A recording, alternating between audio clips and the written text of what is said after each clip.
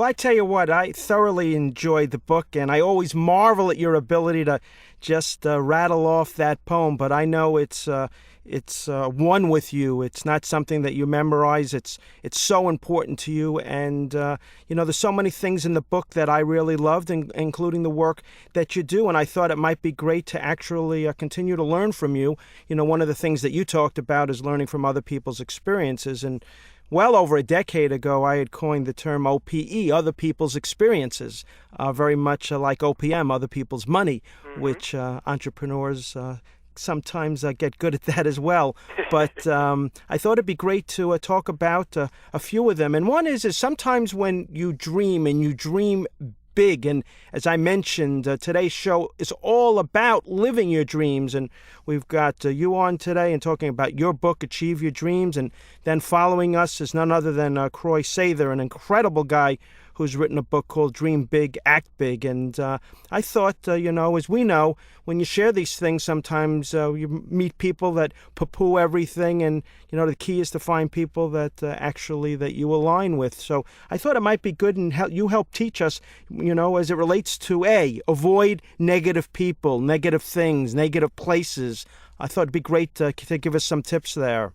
Okay, excellent. Well, that's actually one of my favorite letters of the poem, not because it's the first one, but I think it all starts from the beginning, and I think that avoiding negative people, places, and things ultimately, sets the stage for so much. Of course, if anybody's a self-help junkie or an individual that's always looking to improve themselves, they've probably heard the saying about the law of association.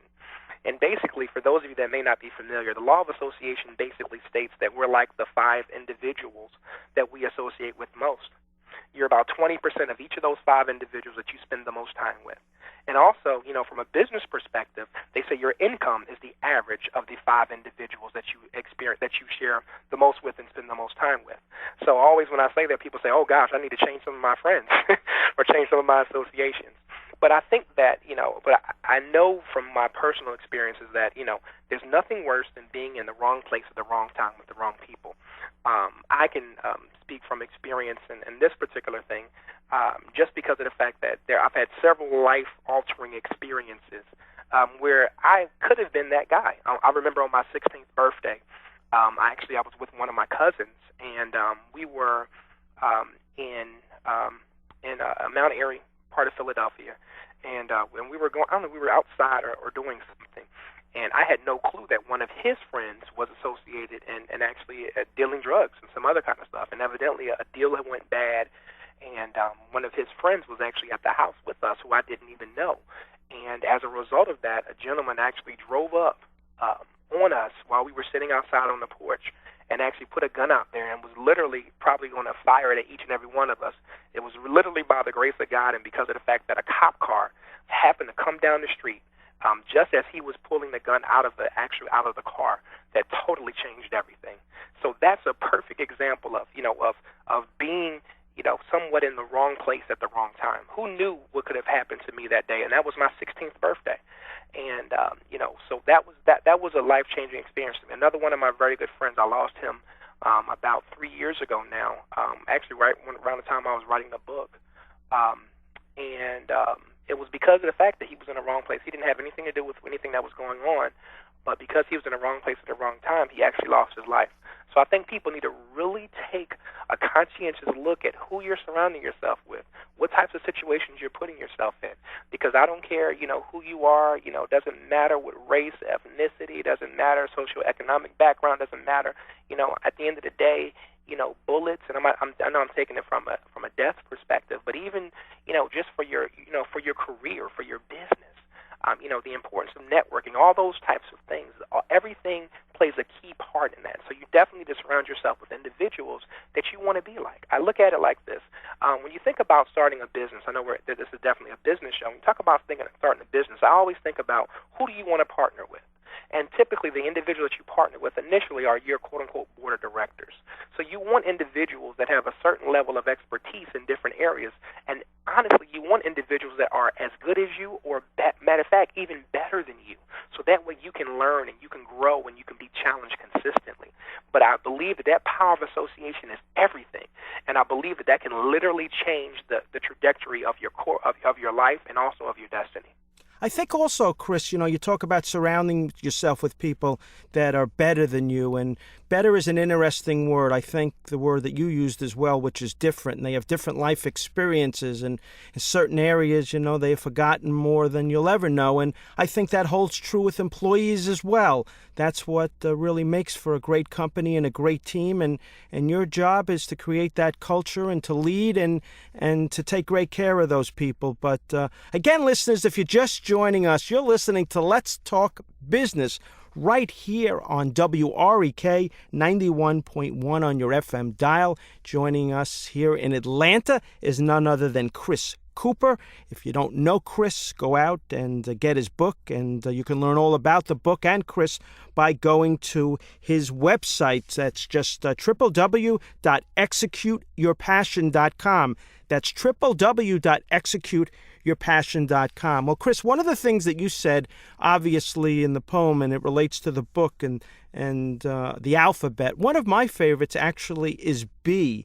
And B, as we both know, is believe in yourself. Absolutely. And D is not that far behind it, and that is don't give up and don't give in. And I thought it'd be great for you to talk about B and D, especially from the standpoint that, you want to live your dreams, and many times, we don't believe. Exactly. And I think that's the biggest thing. And, one of my favorite quotes is that basically if you believe you can or you believe you can't, either way you're right. And I think that so many people, just miss it on this. Because if you really can believe a thing, it can definitely come to pass. But you have to believe that it can come to pass. And I think that belief is such a, it's almost, it sounds cliche at sometimes, but I believe that it's like the fundamental principle for being successful in whatever you want to do. If you look at it from a business, say we have a young aspiring entrepreneur, or even an older aspiring entrepreneur out there, and you have this awesome idea, and you've written this great business plan, and you're about to go pitch it to a potential investor or someone like that. If you don't believe in what you've written in that thing, if you don't believe that your product or service is the best, if you don't believe that you can ultimately change the world through what you're presenting, it's going to show through, and you're not going to be able to position yourself to do some amazing things. In the book, when I talk about belief, I actually relate it back to an example of Wilma Rudolph, and I believe her story is just the testament of true belief and believing in oneself. And for those of you that may not know her story, I'll paraphrase it very succinctly, but ultimately, she grew up in poverty in Tennessee, and she ended up getting polio, which left her paralyzed. And and she had braces, and they told her she would never be able to walk again. And she said, "No, I believe that I'm going to be able to walk. Forget walk. I believe that I'm going to be able to run." And long story short, fast forward, this same woman, a young lady who was basically paralyzed with polio, was actually able to go to the Olympic Games in 1960 and win 3 gold medals. And that just, all in the 100-meter race, the 200-meter race, and also the relay, the 400-meter relay. And who would have thought that she could do anything like that if she didn't believe in yourself and believe in herself? And I think that, so many times, we believe in other people, we believe in other things, and we want stuff so much for other individuals. But at the end of the day, I'm asking all the listeners out there today, what do you really want for you? And do you believe that you can have it? Because if you truly believe that you can have it, it's going to it has to come to pass. I just personally just believe, and this is once again not play on words, but that when we put stuff out in the atmosphere and you speak stuff out there, I believe that the atmosphere has to conspire on your behalf to make it come to pass. Now, I'm really big on speaking things into existence and believing that things can actually happen. But I think that, so many times we do this whole self-sabotage thing and we don't believe in ourselves. Say, oh, well, I'm just stuck in this job and this is what I'm going to do for the rest of my life. Or, I'll never be, a successful entrepreneur. I've been struggling with this business for 5 to 7 years and nothing's happened. Or, we just accept what's going on. So I want people to move beyond that acceptance and really believe that you can make some changes and do some awesome things.